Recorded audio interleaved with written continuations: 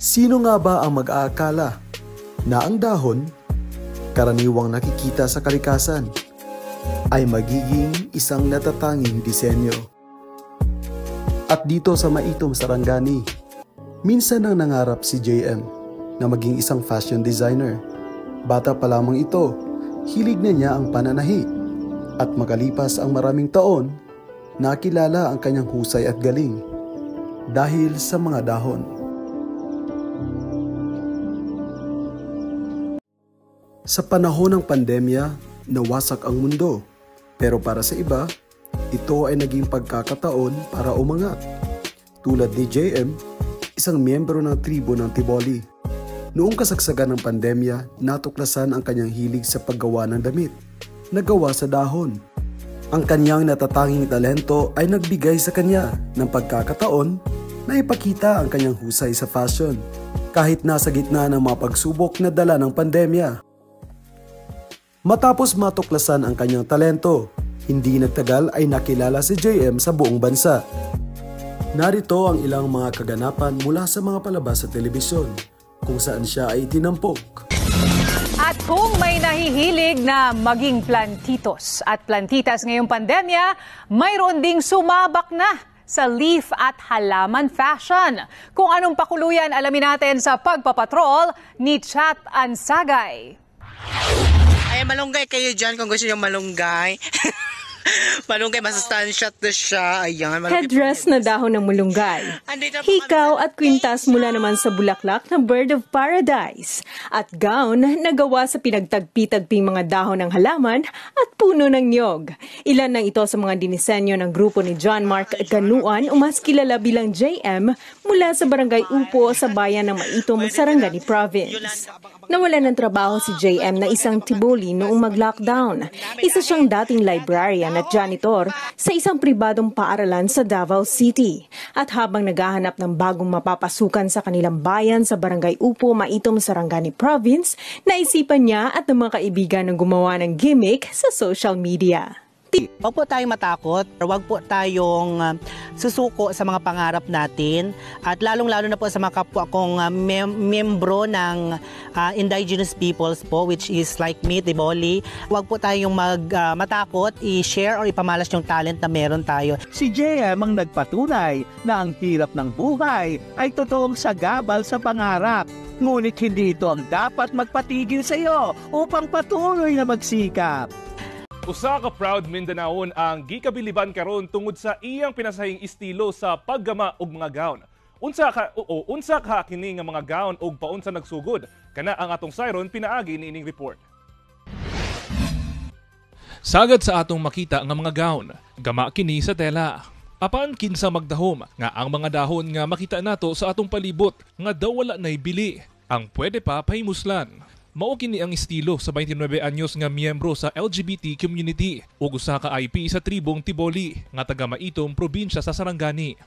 Siya si John Mark Ganuan o mas nailhan nga JM Ganuan.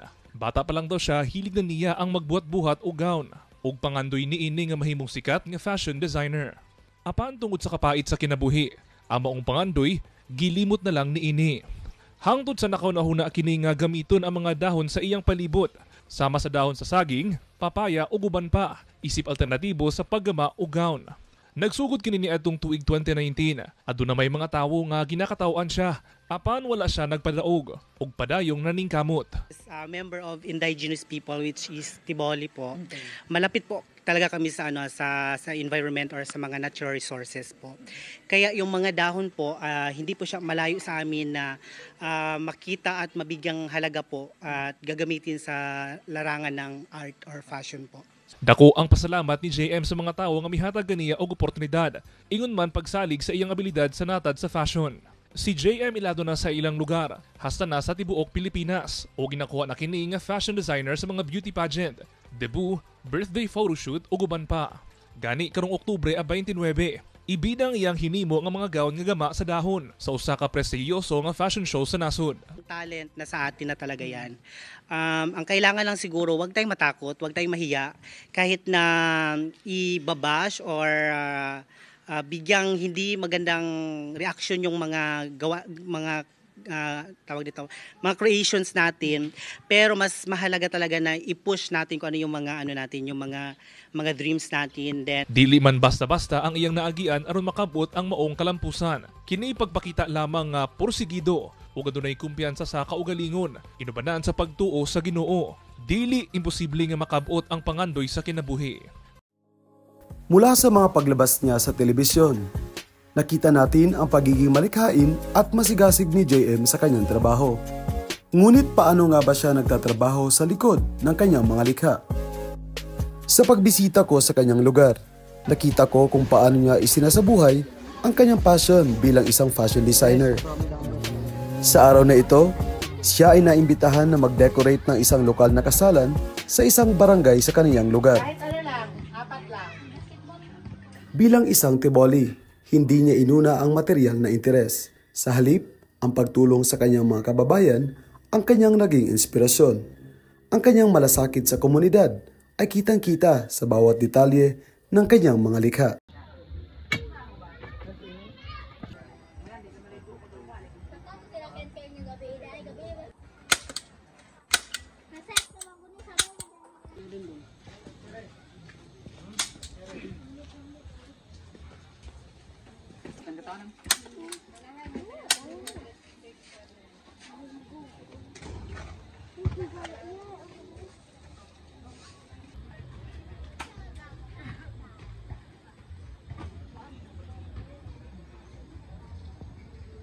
Karang kuan pag-combine mo color. Kaon saan mo na? murag gina-imagine lang sir na dapat hindi mag-away ang color.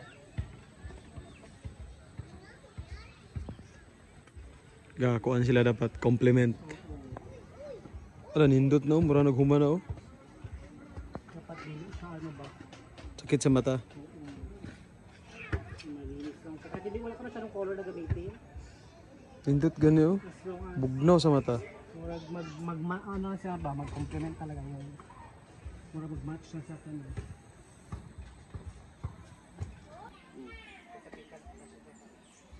Yung dahon fashion sir is yung unang ano kasi namin sa EBS dati sa TV4. Yan yung parang gititle sa amin ba? Kasi yung mga ginagawa namin, yung mga ginagawa Okay. Sila ang nagbinyag. Oo, sa EBS dati kay yung fashion kasi na ginagawa namin is dahon siya ba? Yun. Pero sa mga ganito naman, sa pag-decor na gamit dahon is sa una po may good nga panahon good, pero ang may mga teacher kami like nung nag-set up kami, ang kaibahan lang is mas ano siya karon ba? Murag o sana yung parang malinis ang pagkalagay, ganun ba? Hindi yung kung yung mga teacher daw noon na kausap namin na i-set up pa namin is ano lang daw basta kung ilagay nila ganun na, unlike sa mga ginawa namin ngayon na parang itamtax lang siguro.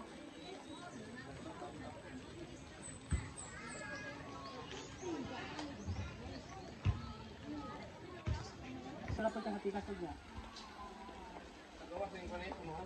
Be. Hindi, straight ko lang. Biraw, di pa tangod. Ana lang.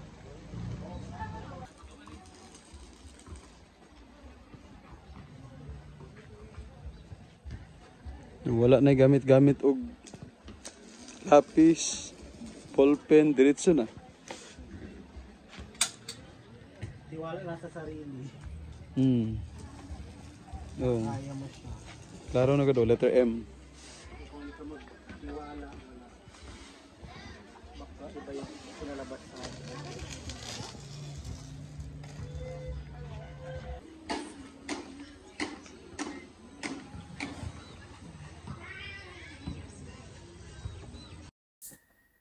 Nakakamangha ang mga kamay ni JM dahil sa bawat hiwa ng gunting, unti-unting nabubuo ang mga letra.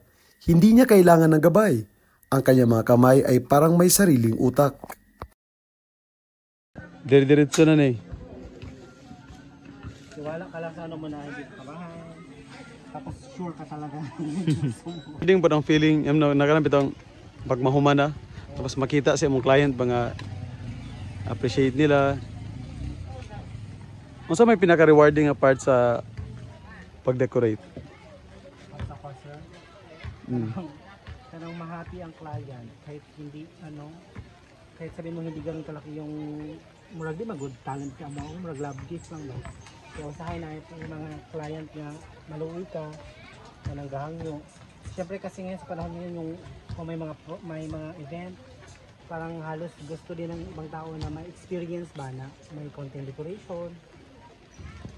So kami, murag ano po ba, murag lami po sa paminaw na makatabang, mas hindi nato ka kadako o kamahal ka ginahatag sa mua, pero napasalamat natin minsan. At least ang iniisip namin minsan is hindi hindi puro pera. At least nakatabang may siya. Then na-try din namin minsan na yung wala talaga, yung thank you lang. Pero okay lang din sa amin. Ang ilahala is at least matry nila good nga maka-experience din sa inanya sa diba? Ang purpose niya is tusukan na flower na yun. Sa pag-decorate mo, sige na mag-decorate, nadyo kay paborito nga dahon. Unsa nga dahon? Una kong dala karon. Kaning friend sir. Kaya nga naman, kaning ang friend mag sir, dili siya hindi siya nalalanta agad. At saka kahit saan mo siya dalhin, parang fresh pa rin siya. Hindi siya hindi tulad na, may mga iba, alam ko maraming friend, iba yung friend. Pero itong friend na dinadala namin, iba talaga siya, maggahi mo siya sir. Tapos pag maano ni siya sir, kanang dili niya siya ingon kanang malaya nga mag-ana o magbaw, hindi. Mag-brown yan siya diyan. Kung hindi yan siya alisin, maaga mag-brown na siya. Ito ang gusto ko talaga. So, naka-specific nga lugar nga magakuan?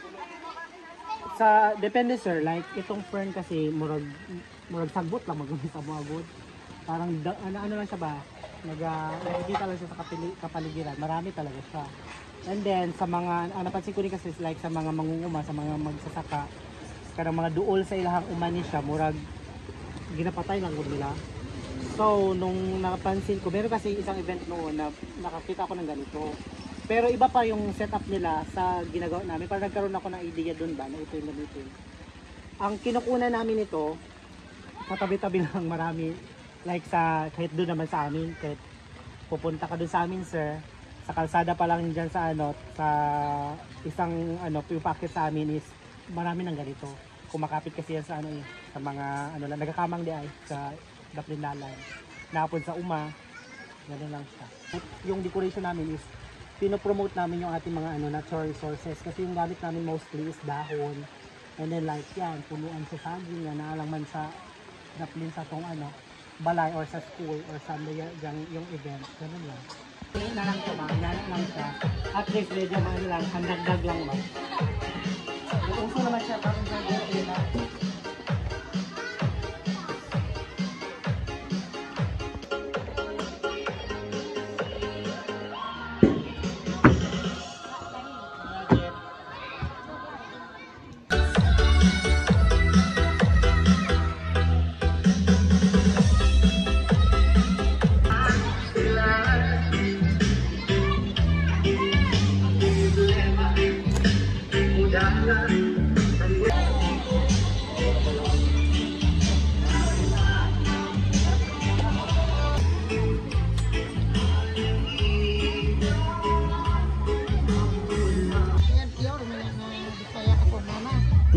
Katulog ka bulan niya. Mura na po siya. Right.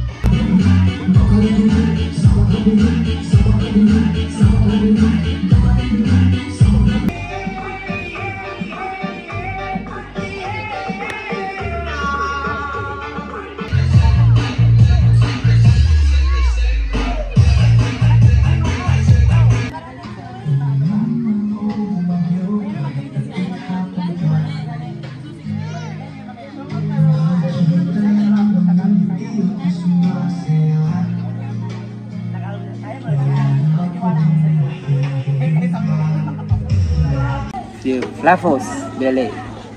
Ani parti be yo ginamit ni kayo daon koyo niyan. Kay parti beli niya mas okay beli yo di gamit ang kumonyo kabyo daon koyo kay para be kafadik be kadangan. Pidi na an botam be yo nga bong katibo nga bayin botam be yo gani be but koyo yo daon koyo pidi paing bayo mahimok bayo organic. Halos magdamag na tapos ni JM at ng kanyang makasama ang pag-decorate ng buong wedding at reception area. Pagdating sa makeup, nakakamangha dahil siya rin pala ang gumawa nito para sa halos lahat ng mga dumalo. Ang kanyang mga kamay ay tila ba may mahika.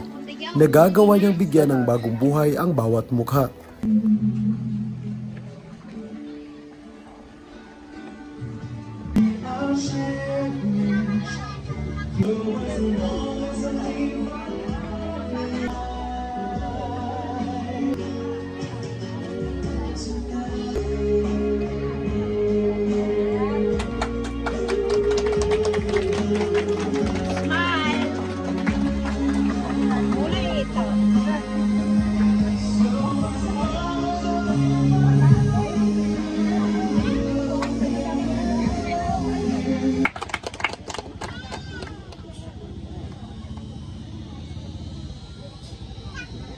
At higit sa lahat, siya rin pala ang MC ng kasalan. Hindi na nakakagulat dahil talaga namang ang galing niya sa paghawak ng mikropono at pagbigay buhay sa bawat programa. Talagang jack of all trades si JM, hindi lang sa pagde-decorate at makeup. Nagikuha na mo si JM design, simple lang kayo mga design niya, mga dahon-dahon lang siya, pero nindot kayo siya tanawon, kay simple lang kayo siya. So daghan kayo nagpasalamat kay tungod na ingon anak lang, simple lang kay makita.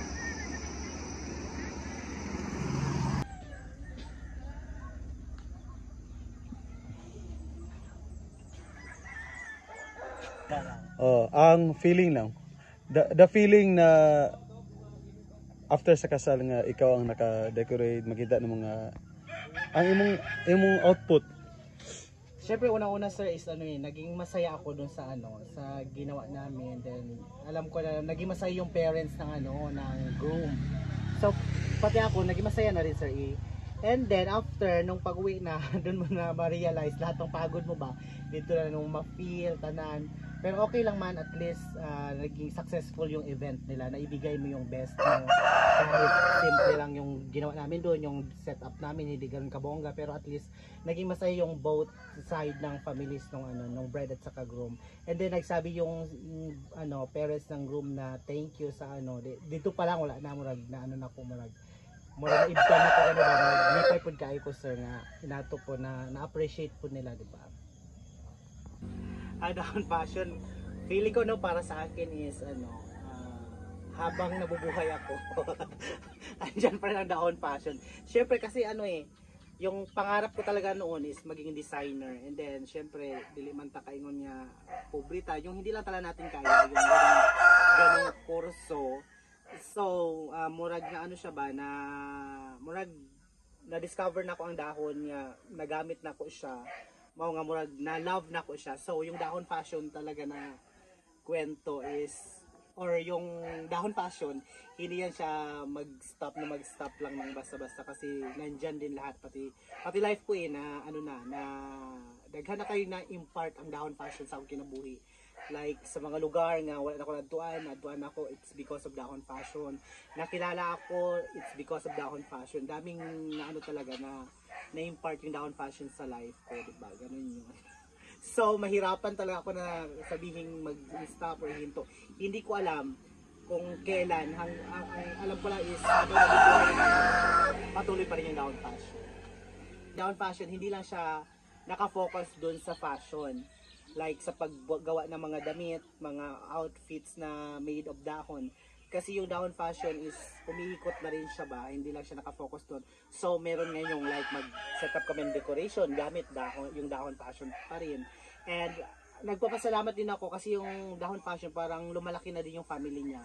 Like kahit sabihin mong kami lang yung nasa dahon fashion ngayon, kami na lang yung naiwan gano'n. Pero yung may mga iba activity kasi ng dahon fashion like outreach program, may mga nag-guest sponsor, may tumutulong sa pamamagitan niya ng dahon fashion, di ba? Ganun yung kagandahan ng kwento ng dahon fashion. Hindi lang siya nakafocus sa dahon ng fashion, kundi umiikot na siya. Marami ng malawak na yung naabot ng Dahon Fashion. Tapos itong mga ano ko sir, mga gamit, bigay lang ito siya sponsor. Itong manikin from US, meron ako sewing machine, dalawa yan siya from US dito.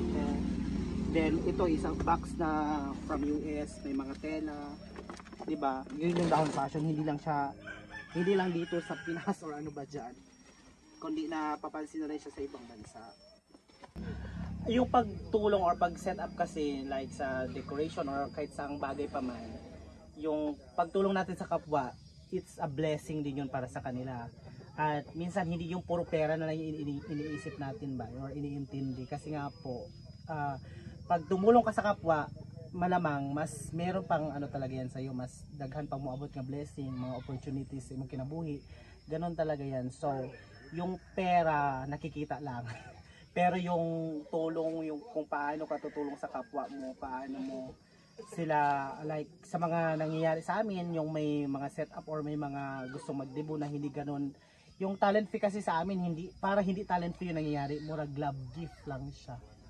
Pero binibigay pa rin namin yung best namin kung paano namin sila mapasaya, kasi maging masaya din kami kung nakikita namin masaya sila at maging memorable yung experience nila, di ba? Kay kung ang talent, dili man, sa pagkakalam ko ang talent hindi siya nababayaran.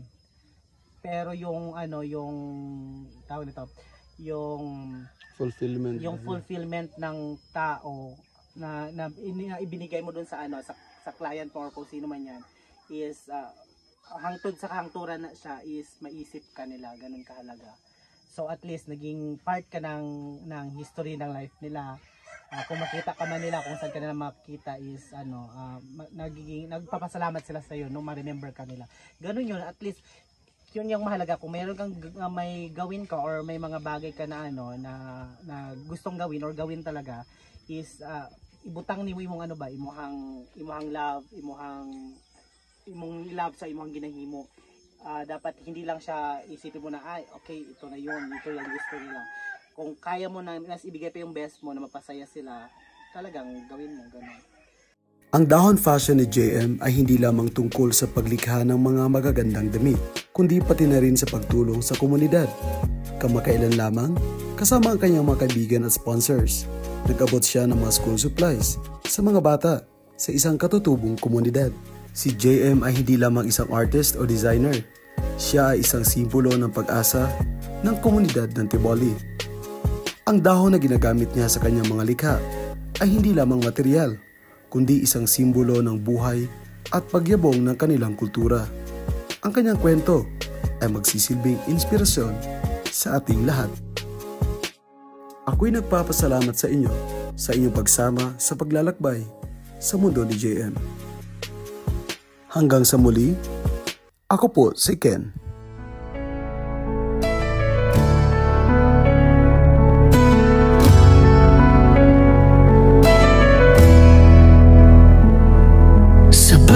Larawan, may kwentong tinatago, lumalakad ang alaala sa bawat tagpo.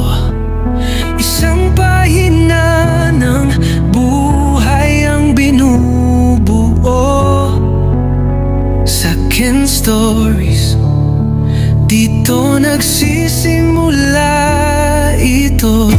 Ken Stories, kwento ng bawat isa, sa bawat kuha ay damang-dama. Tinig ng puso, damdaming totoo. Ken Stories, telling stories one frame at a time. Oh, oh.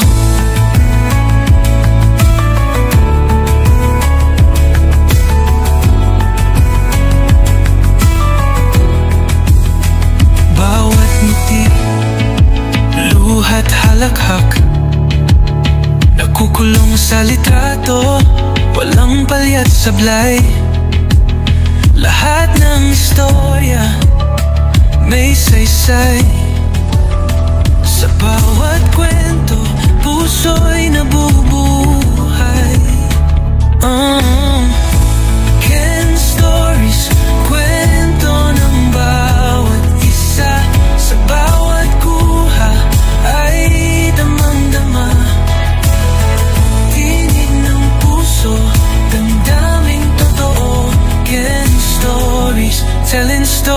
one phrase.